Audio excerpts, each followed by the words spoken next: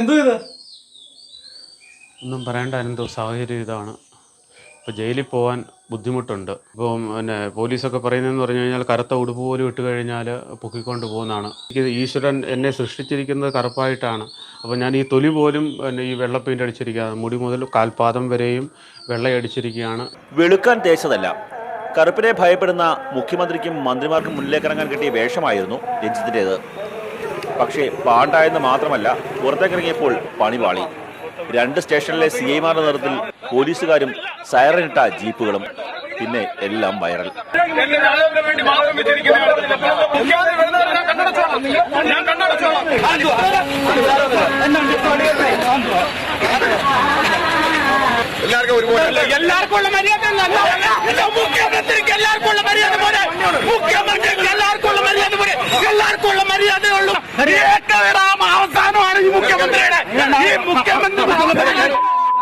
പിടിവലി, അടിപിടി, തർക്കം.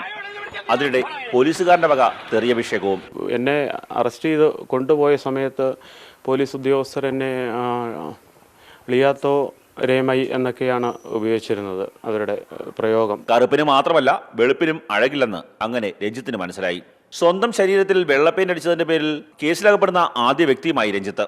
എന്തായാലും മുഖ്യമന്ത്രി പത്തനാപുരം വിട്ടതോടെ രഞ്ജിത്തിനെയും പോലീസ് വിട്ടയച്ചു. യാത്രാ തടസ്സമുണ്ടാക്കിയെന്ന കേസ് ബാക്കി.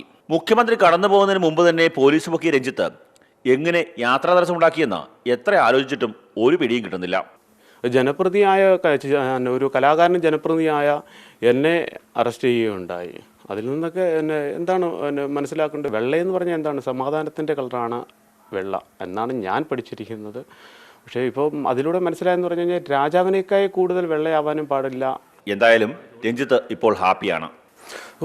വളരെ ആശ്വാസമുണ്ട്. നവകേരളം കഴിഞ്ഞപ്പം തന്നെ ആശ്വാസം തന്നെയാണ്. അപ്പം ഇനി ഇറങ്ങി നടക്കാമല്ലോ, ഏത് കളറും ഇട്ടിട്ട് ഇറങ്ങി നടക്കാമെന്ന് പ്രതീക്ഷിക്കുന്നു. ഈ അറസ്റ്റ് കൊണ്ട് രഞ്ജിത്തിനുമുണ്ട് ഗുണം. സോഷ്യൽ മീഡിയയിലെ സ്റ്റാറാണ് ഇപ്പോൾ കക്ഷി. ക്യാമറമാൻ ഷാനാസ് പരീതിനൊപ്പം കണ്ണൻ നായർ, മാതൃഭൂമി ന്യൂസ്, കൊല്ലം.